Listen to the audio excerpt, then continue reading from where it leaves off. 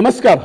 सहयोग आयोजित 12वा वसई साहित्य कला महोत्सव आज पार पडलेला आहे आणि आज ह्या कार्यक्रमाचे मुख्य सर्व करणारे आणि आयुष्याचा महामंत्र हे पुस्तक लिहिणारे लेखक सायमन मार्टिन आज आपल्यासोबत आहेत. ते ह्या सर्व कार्यक्रमाबद्दल काय सांगत आहेत ते आपण ऐकूया. सर नमस्कार. नमस्कार. सर आजच्या ह्या कार्यक्रमाबद्दल तुम्ही काय सांगाल? सहयोगचा हा 12वा साहित्य आणि कला महोत्सव आज संपन्न झाला.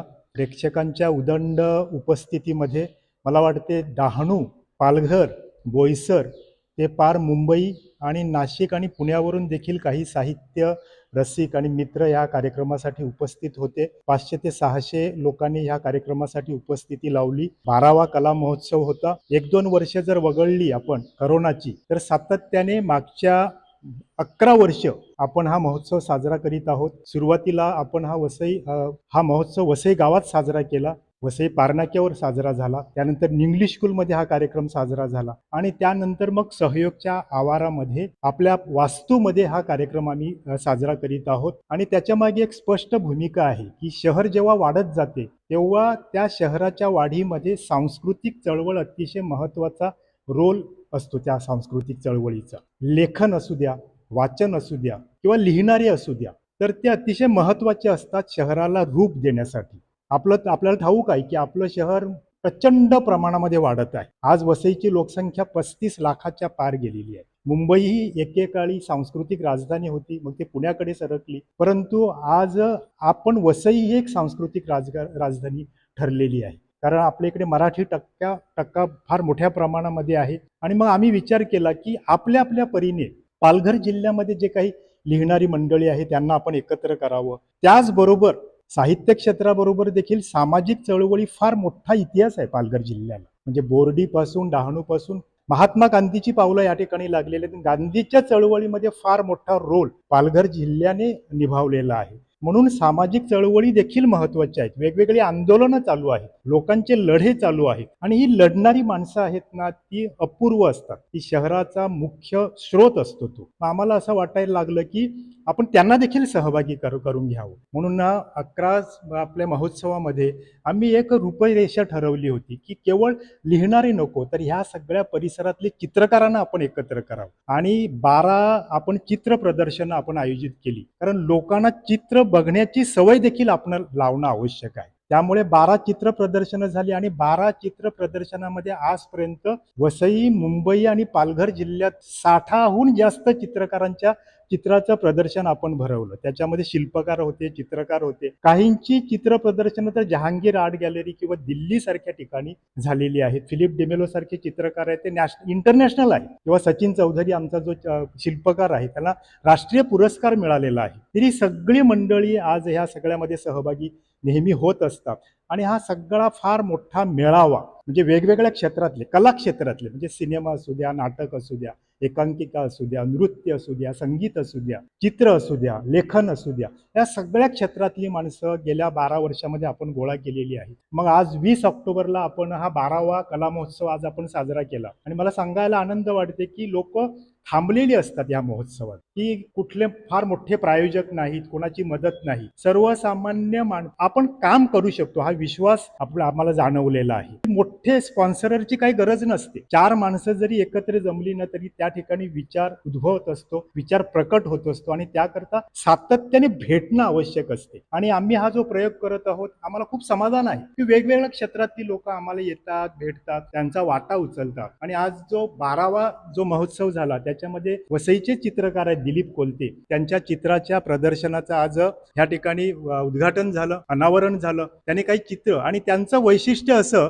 की त्यांनी ही चित्र सहयोग सेंटरला लोककला मंचला त्यांची चित्र भेट दिलेली आहे. म्हणजे अनेकदा काय असते, चित्रकार या ठिकाणी येतो, त्यांचं अनावरण होते, परंतु ह्या माणसाचं मोठेपण असं ही सगळी चित्र आपल्याला ह्या सेंटरला लोककला मंचला भेट दिलेली आहे आणि त्यामुळे आज लोककला मंचची एक गॅलरी तयार होईल वेगवेगळ्या चित्रकाराची. अनेक राज्यातली असू द्या, देशभरातली लोक ह्या लोककला मंचमध्ये येत असतात आणि ते पाहतील की वसईच्या चित्रकाराचं चित्र ह्या ठिकाणी आहे, त्याच्यात वसईची संस्कृती आहे, इथली भूमी आहे, इथली लोक आहेत, हा विचार ह्या ठिकाणी त्यांना प्रत्यक्ष दृश्य रूपात पाहायला मिळेल. तर ते प्रदर्शनाचं उद्घाटन झालं. दुसरा कार्यक्रम होता की आज आयुष्याचा महामंत्र या पुस्तकाचं ह्या ठिकाणी अनावरण झालं आणि त्या अनावरणासाठी महाराष्ट्रातले ख्यातनाम लेखक आणि टाइम्स ऑफ इंडियाचे पत्रकार अंबरीश मिश्र जातीने उपस्थित होते. त्यांचं अतिशय सुंदर भाषण झालं आणि त्यांनी जी भूमिका मांडली की लेखनासंदर्भात असू द्या, माणूस वाचवण्यासंदर्भात असू द्या, की लेखक काय करीत असतो, लेखकाचा रोल काय समाजामध्ये. कारण अनेकदा आपण निराशेने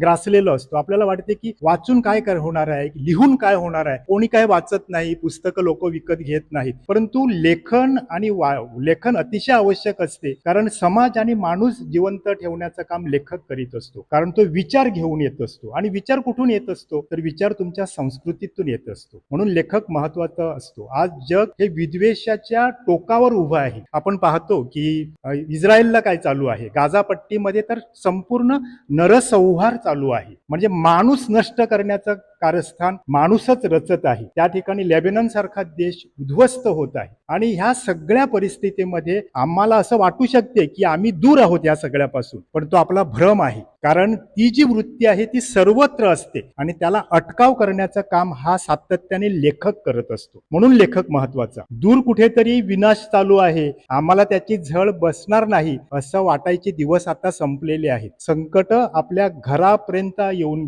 आलेली आहे, ठेपलेली आहे आणि त्यांना कसं रोखणार आहोत.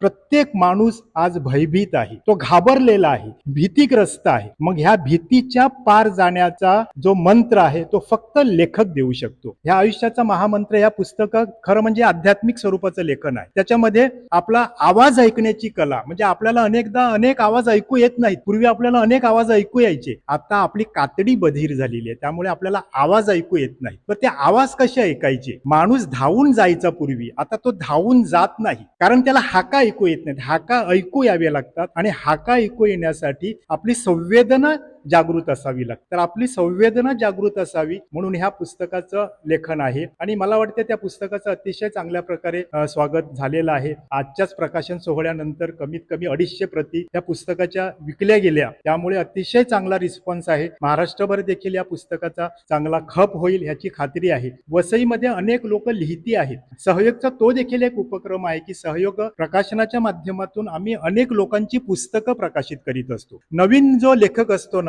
त्याला व्यासपीठ मिळवून द्यायचं काम सहयोग प्रकाशन संस्थेच्या माध्यमातून आम्ही करीत असतो. नवीन कवी आहे, तो लिहितो, अतिशय उमाळ्याने लिहितो. प्रकाशित कोणी करायचं, कारण प्रकाशन ही एक वेगळी कला आहे आणि लोकांपर्यंत पुस्तक गेलं पाहिजे. त्याला उत्तम आम्ही मुखपृष्ठ तयार करतो, त्यांचं आम्ही उत्तम एडिटिंग करतो, ते पुस्तक अतिशय देखणं करतो आणि ते लोकांपर्यंत घेऊन जातो. त्यामुळे त्याचा लेखक म्हणून जन्म होतो. हे प्रकाशन संस्था, सहयोग प्रकाशन संस्था गेली 25 वर्ष हे काम करीत आहे. विशेष म्हणजे मागच्याच वर्षी आम्ही आदिवासी भाषेमध्ये बायबल अनुवादित केला, वारली भाषेमध्ये. महाराष्ट्रातला हा अपूर्व प्रयोग होता. म्हणजे शुभवर्तमान बायबल मधली जी 4 येशूचे चरित्र ग्रंथ आहेत, मॅथ्यू, मार्क, जॉन आणि लूक, हे जे 4 चरित्र ग्रंथ आहेत त्याचा आम्ही वारली भाषेमध्ये अनुवाद केला आणि त्यांचं प्रकाशन आम्ही तलासरीला केलं. म्हणजे ज्या ठिकाणी आदिवासी बोलणारी लोक आहेत आणि त्या लोकांपर्यंत त्यांच्या भाषेत, कारण लोकांच्या भाषेत लोकांचं साहित्य आलं पाहिजे. कारण लोकसाहित्य होतं,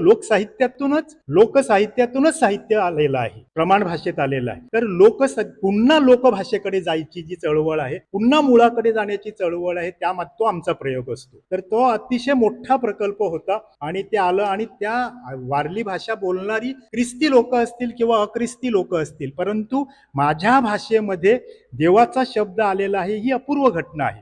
त्यांनी ते अतिशय चांगल्या प्रकारे स्वागत केलं. असं वेगवेगळे सातत्याने उपक्रम आपण राबवत असतो. ह्याच्यामध्ये मी सामाजिक चळवळीबद्दल बोललो. सामाजिक चळवळी चालू आहेत. काही लोक एकटे निकराने लढा देत आहेत, न थकता लढा देत आहेत. प्रचंड पराभव पत्करून देखील पाशवी शक्तीच्या विरोधामध्ये काही लोक उभी आहेत. मला त्याचं सगळं आश्चर्य वाटते की कुठल्या ठिकाणाहून जे हे लोक जीवन रस मिळवत असतात. डोंगराच्या उंच कड्यावर असणारी झाडं, हरिशंकर परसाई हिंदी लेखक आहेत, त्यांचे एक अतिशय सुंदर वाक्य आहे की डोंगराच्या उंच कड्यावर असलेली ही झाडं जीवनरस कुठून शोषत असतात. तर मला असं नवल वाटते की लोकांसाठी लढणारी लोक सातत्याने पराभव समोर दिसत असताना, विजयाची खात्री नसताना लढत असतात. मग ते वाढवण बंदराबद्दलचा लढा असू द्या, रिलायन्सच्या विरोधामधला तिकडचे जे पाशवी प्रकल्प येत आहेत त्याबद्दलचा लढा असू द्या, मोठ्या प्रकल्पामध्ये सर्वसामान्यांच्या जमिनी हिसकावून घेतल्यानंतर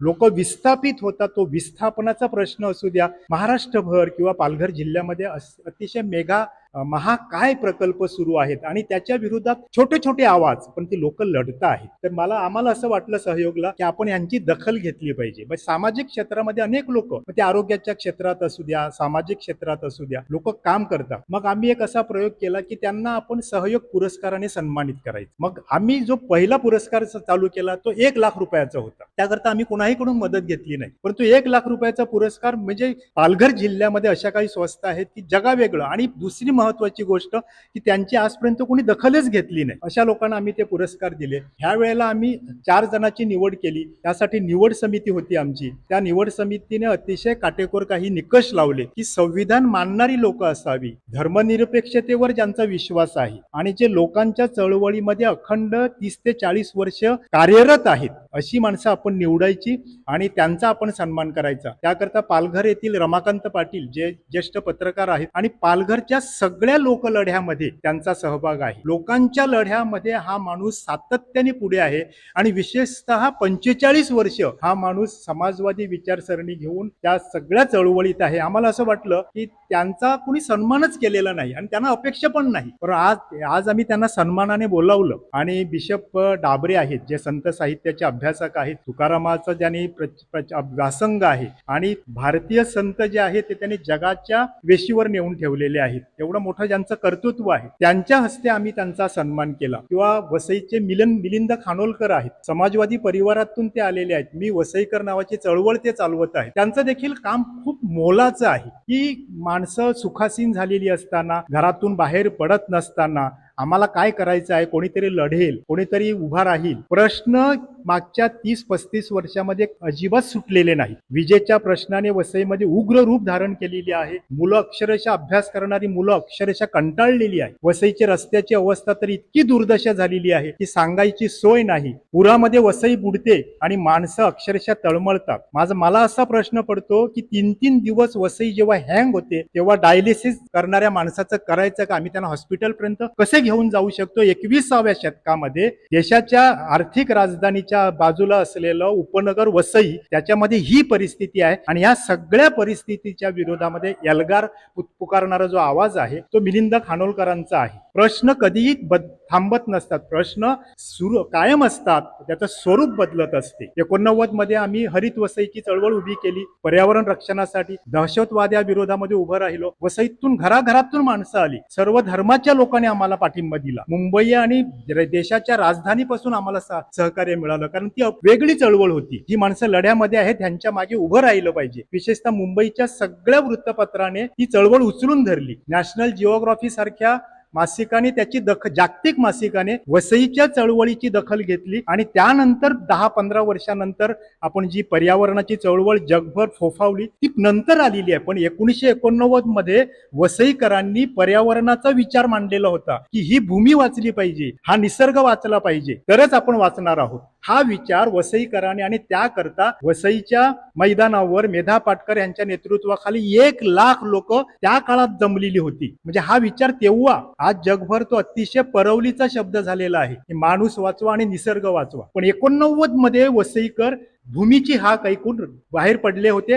आजही त्यांचं आंदोलन चालू आहे, कारण तो विचार घराघरात गेलेला आहे. जर निसर्ग वाचला तर माणूस वाचणार आहे. म्हणून वसईची जी आंदोलन आहेत ती संपूर्ण राज्याला अतिशय मार्गदर्शक असतात. वसई ही व्हायब्रंट सिटी आहे. वसईचं चर्च आहे ना, ते सातत्याने वेगळा विचार करीत असते. वसईच्या चर्चने सर्व धर्म स्नेहभावाचा विचार भारताला दिलेला आहे. वसईच्या चर्चने मराठी भाषा टिकवलेली आहे. वसईच्या चर्चने मराठी साहित्य टिकवलेले आहे. वसईचे धर्मगुरू कुलगुरू जे आहेत ते उत्तम प्रवचनकार आहेत, त्यांचं मराठीवर उत्तम प्रभुत्व आहे. अनेकांना अचंबा वाटतो की नावं ख्रिस्ती आहेत, हे मराठी कसे, परंतु आमच्या रक्तामध्ये मराठी आहे, आमच्या श्वासामध्ये मराठी आहे. त्यामुळे वसईचं चर्च हे संपूर्ण आजच्या विद्वेषाच्या काळामध्ये वसईचं चर्च हे संपूर्ण जगाला ललांबूट ठरलेलं आहे. कारण त्यांनी एकच विचार दिलेला आहे की अंतिम आणि प्रथम माणूस धर्म महत्वाचा आहे. आम्ही ख्रिस्ती आहोत, पण आम्ही ख्रिस्ती नंतर आहोत, प्रथम आम्ही भारतीय आहोत, हे वसईच्या चर्चने जगाला ठासून सांगितलेलं आहे. त्यामुळे वसईचं चर्चने एक वेगळी दिशा जगाला दिलेली आहे. विशेषतः सर्वधर्म स्नेहभावाचा जो विचार आहे आपण जो दिला, तोच धागा पत्करून आम्ही पुढे नेत आहोत. सहयोगमध्ये आम्ही दिवाळी पाहत असते, दिवाळीला सर्व धर्म मेळावा असतो, नाताळला सगळी माणसं एकत्र जमत असतात, येतात माणसं वेगवेगळ्या ठिकाणी. भेटलो पाहिजे आपण. आपले धर्म एक वेगळे जरी असले तरी आपण एका रक्ताचे आहोत, एका देशाचे नागरिक आहोत, आपण भाऊ आहोत. हा विचार प्रत्येकाने पुढे नेण्याची गरज आहे आणि तो विचार सहयोग पुढे घेऊन जात आहे. म्हणजे वसईचं चर्चचं व्यापक काम जे होतं ते सहयोग आता पुढे घेऊन जात आहे आणि वेगवेगळ्या क्षेत्रातली लोक ह्या ठिकाणी येत असतात. म्हणजे अनेकदा कसं असतंय की सहयोगच्या मेळाव्यामध्ये 80% हिंदू समाज असतो. म्हणजे ही फार मोठी क्रांती आहे. म्हणजे दरवाजे ना, लोककला मंचचे दरवाजे सगळ्यांसाठी उघड, ते येतात, ते नेतृत्व करतात. सहयोगची भूमिका ही प्रेरकाची आहे. तर मी तुम्हाला मिलिंद खानोलकर बरं सांगत होतो की वसईची चळवळ पुढे नेण्याचं काम ह्या माणसाने केलं, म्हणून त्यांचा आपण सत्कार ह्या वेळेला आजच्या दिवशी आपण केला. लॉरेन्स डिसोजा सारखे कार्यकर्ते आहेत, ते रुग्ण मित्र आहेत की वसईमध्ये आपल्याला ठाऊक आहे 35 लाख लोकसंख्या होऊन देखील सुसज्ज असं हॉस्पिटल नाही. गेल्या 10 वर्षापासून आपण आरोळ्या मारतो, आपण आक्रोश करतो, वेगवेगळ्या माध्यमाने आपण प्रयत्न करतो, परंतु वसईमध्ये सुसज्ज हॉस्पिटल झालेलं नाही. गोरगरीब असेल तर तो, सर्वसामान्य माणूस असेल तर तो खाजगी हॉस्पिटलमध्ये त्याच्या मुलावर उपचार करू शकत नाही, कारण हे उपचाराचे रेट प्रचंड वाढलेले आहेत. म्हणजे जे सेवेच्या नावाखाली उघडलेली हॉस्पिटल देखील प्रचंड प्रमाणामध्ये लूट करत आहेत. परंतु बोलणार कोणापुढे, किती बोलणार, किती आवाज करणार. म्हणजे ज्या संस्थांचा जन्म वसईमध्ये सेवा करण्यासाठी झालेला होता, ते लोकांची अशी ओरड आहे की त्यांनी देखील प्रचंड प्रमाणामध्ये लूटमार चालू केलेली आहे. मग अशा वेळेला माणूस कसा, मुलं कशी, माणसं वाचवायची कशी. दुर्धर आजार आला तर वसईमध्ये काहीच नाही. आम्ही राजकारण्यांना कानीकोपाळी ओरडून सांगत होतो की तुमची नावं लिहा त्याच्यावर, परंतु वसईमध्ये एक सुसज्ज हॉस्पिटल हे असू द्या. की वसईची लोक मुंबईला जाणं देखील आज कठीण झालेलं. रस्ते तर बंद आहेत, गाड्यांना तर आपण आपलं रुग्ण आपण नेऊ शकत नाही ट्रेनच्या गर्दीमध्ये. वसईमध्ये काय सोय आहे. अशा वेळेला एक माणूस 40 वर्ष रुग्णसेवा करण्याचं काम करत आहे, त्यांचं नाव लॉरेन्स डिसोजा. पण आम्हाला असं वाटलं की ह्याची देखील दखल कोणी घ्यायची, त्यांचा कोणी विचारच केला नव्हता. मग त्यांना देखील आम्ही त्या ह्याच्यामध्ये चळवळीमध्ये आणलं, त्यांची लोकांना ओळख करून दिली आणि ते बोलत असताना त्यांनी अतिशय सुंदर असं त्यांच्या मनोगतात भूमिका मांडली की मी माझा पुरस्कार कशासाठी, की मला बघून ह्या क्षेत्रामध्ये लोक आली पाहिजेत. काय असते की आपल्या घरातला माणूस हॉस्पिटलमध्ये असला की कोणी धावून जाईल ना, आपल्यासाठी कोणालाही पान्ना फुटतो, परंतु परक्यासाठी, जो माझा ओळखीचा नाही, जो माझा भाषेतला नाही, जो माझ्या प्रांतातला नाही, असा माणूस माझ्या घरी मदतीसाठी येतो आणि त्याच्यासाठी धावून जाणं. मुंबईच्या हॉस्पिटलमध्ये सकाळ संध्याकाळ ह्या गर्दीच्या वेळेला 70-75 वर्षाचा माणूस सातत्याने पडलेला आहे. ही खरं म्हणजे देवाची कृपा आहे.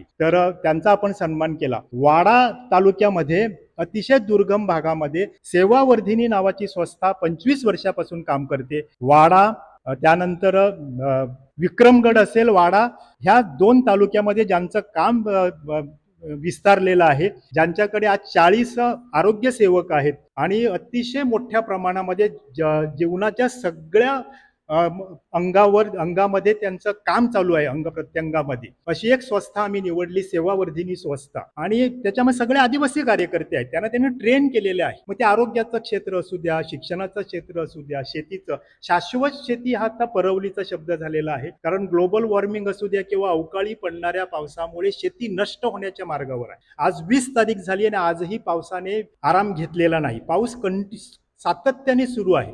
हातातोंडाशी आलेला घास पावसाने हिरावून नेलेला आहे. आणि वाडा तालुका हे भात लागवडीसाठी संपूर्ण राज्यामध्ये प्रसिद्ध होतं. ते त्या वाडा तालुक्यामध्ये ही जी सेवावर्धिनी संस्था आहे ती काम करीत आहे. आणि मग आपल्याकडे पर्याय काय आहेत, कारण आपल्याला वेगवेगळे पर्याय शोधावे लागणार आहे. जर भाताचे जे वाण जो आहे तो बदलावा लागणार आहे की तो उशिरा तयार होईल, म्हणजे लागवडीचं तंत्र बदलावं लागणार. याकरता अतिशय शास्त्रीय पद्धतीने ही संस्था काम करते. महिलांच्या संदर्भामध्ये, महिला सक्षमीकरणाच्या संदर्भामध्ये ही संस्था फार जगावेगळं काम करते. त्यांना सक्षम करणं, त्यांना बोलतं करणं, त्यांना पुढे आणणं, त्यांना रोजगार मिळवून देणं, बॅगा असतील किंवा काही वेगवेगळ्या वस्तू असतील त्या तयार करून त्यांना त्यांच्या घरामध्ये 2 पैसे येतील असा प्रयत्न करणं. आणि शिक्षणामुळे तुमच्या घरामध्ये सूर्योदय होत असतो. मुलं शिकली पाहिजेत, मुली शिकल्या पाहिजेत, तरच घरामध्ये सूर्योदय होणार आहे. नाहीतर व्यसनामध्ये संपूर्ण समाज आपला संपून जाणार आहे. तर या सगळ्या क्षेत्रामध्ये सेवावर्धिनी संस्था कार्य करीत आहे. आणि मग वेगवेगळ्या लोकांच्या हस्ते त्यांचा आपण सन्मान केला. मला त्या संस्थेचे पदाधिकारी म्हणाले की आम्हाला तुमच्या पुरस्कारामुळे आम्हाला हत्तीचं बळ आलं. मला ते अतिशय म्हणजे नम्र होऊन सांगावंसं वाटते की आपण काहीही करत नाही. 21,000 ही काही छोटी रक्कम आहे. पैसा महत्वाचा नसतो, पण लोकांच्या पुढे आणून त्यांना ओळख करून देणं, बघा असं जगायचं असते, इतरांसाठी जगायची असते. ही इतरांसाठी जगायची जी प्रेरणा आहे ना, तीच माणसाच्या अभ्युदयाची आशा आहे. म्हणून सहयोग हे सगळं जे आहे ना, आपल्या आजूबाजूला खूप अमंगल आहे, खूप वाईट आहे, परंतु चांगलं देखील फार घडत आहे. त्या चांगल्याचा शोध जो आहे ना, तो सहयोग संस्था सातत्याने करीत आहे. म्हणून हा सगळा प्रयत्न आहे. मला असा आनंद वाटते की तरुण मुलं फार मोठ्या प्रमाणामध्ये आजच्या ह्या मेळाव्यामध्ये होती, आजच्या संमेलनामध्ये होती. ती आली. 2 मुलींनी ह्या ठिकाणी अतिशय चांगल्या प्रकारे गर्भपाताबद्दल आणि मुलींची छेडछाड ह्या विषयावर अतिशय चांगल्या प्रकारे स्किट सादर केली. कॉलेजच्या मुली आहेत. तर ती म्हणजे आणि आय ओपनिंग होतं. सगळी समज जमलेला सगळा साहित्य रसिक अक्षरशः हादरून गेला त्यांच्या त्या अभिनयामुळे. त्यांनी जे काय मांडलं की मुलगी असुरक्षित आहे. आपण 21व्या शतकात आलेलो आहोत, एवढं टेक्नॉसॉवी झालेलो आहोत, जग एवढं प्रगत झालेलं आहे, पण माणसाचं रानटी पण काही संपलेलं नाही. घराबाहेर पडलेली मुलगी घरात पुन्हा परत येईल ह्याची शाश्वती नाही. वसईचे मागच्या महिन्याभरातले आकडे की कितीतरी लहान मुली गायब झालेल्या आहेत. ते जातात कुठे, हा आपल्या सगळ्यांपुढचा प्रश्न आहे. म्हणजे एवढ्या असुरक्षित वातावरणामध्ये आम्ही आमच्या पुढच्या लेकींना सुरक्षित ठेवू शकत नाही. आपल्या सगळ्यांचा पराभव आहे. मुली त्या व्यासपीठावर आल्या आणि मुलींनी त्यांचं गाऱ्हाणं मांडलं की बाबा आम्हाला वाचवा.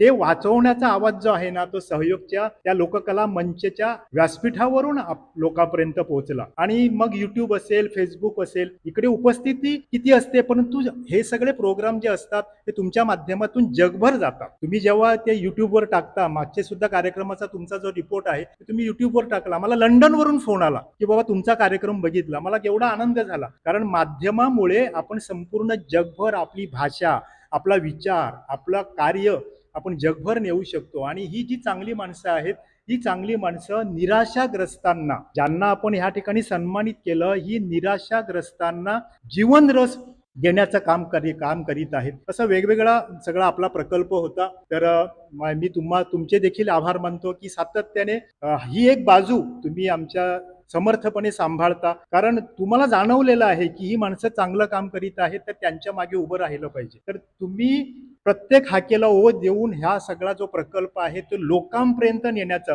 अनेक लोकांनी फोन करून सांगितलं की यायचं होतं, अनेक अडचणी असतात, काही ज्येष्ठ नागरिक असतात, त्यांना वाहनाच्या सोयी नसतात, त्यांना कार्यक्रमाला यायचं असते परंतु येऊ शकत नाही, त्यांच्याकरता तुम्ही अतिशय चांगल्या प्रकारे सोय करता. अंबरीश मिश्रचं भाषण जे आलेलं आहे युट्यूबवर, ते बघून तर अनेकांनी फोन केले. एक वेगळा विचार, माणसाला काहीतरी आपली बॅटरी चार्ज करणारा जो विचार आहे तो त्यांनी दिलेला आहे. आणि मग अशी वेगवेगळी लोक भारतातल्या वेगळ्या प्रांतातली, मग ते केवळ मराठी भाषिक नाही, सहयोगचा तो देखील एक प्रयत्न राहिलेला आहे की सहयोगने सर्व भाषिक लोकांना ह्या ठिकाणी निमंत्रित केलेलं आहे. मराठी भाषिक असतील, गुजराती भाषिक असतील, ह्या सगळ्या क्षेत्रातले जे विचारवंत आहेत, इंग्रजी भाषिक असतील, ते ह्या ठिकाणी येतात. आणि वसईमध्ये हा जो साहित्याचा असेल, कलेचा असेल, विचारांचा जो जागर सुरू आहे, त्या जागरामध्ये ते सहभागी होत आहेत. आणि त्यामुळे समाजाला एक ऊर्जा देण्याचं काम आम्ही आमच्या पद्धतीने करीत आहोत. तर आपले देखील त्याबद्दल आभार. तर आपण आता ऐकलं सहयोग आयोजित साहित्य कला आणि महोत्सव ह्या टायमामध्ये इथे फक्त चित्रकला नाही तर चित्रकला सोबत समाजात वेगवेगळ्या क्षेत्रामध्ये काम करणारे, मग ते पत्रकार असू द्या, सामाजिक असू द्या, शेती असू द्या किंवा समाजासाठी लढणाऱ्या काही माणसांना इथे पुरस्कार देखील दिलेले आहेत. त्यासोबत इथे पुस्तकाचं प्रकाशन देखील झालेलं आहे. ह्याबद्दल आता आपण ऐकलं. कवी सायमन मार्टिन ह्यांनी गेले 40-50 वर्षापासून समाजासाठी काम केलेलं आहे आणि ह्याचंच आज हे एक उदाहरण आहे. वसई लाईव्ह न्यूज साठी दिलीप डाबरेसह मोजेस डिसूजा. नमस्कार वसई.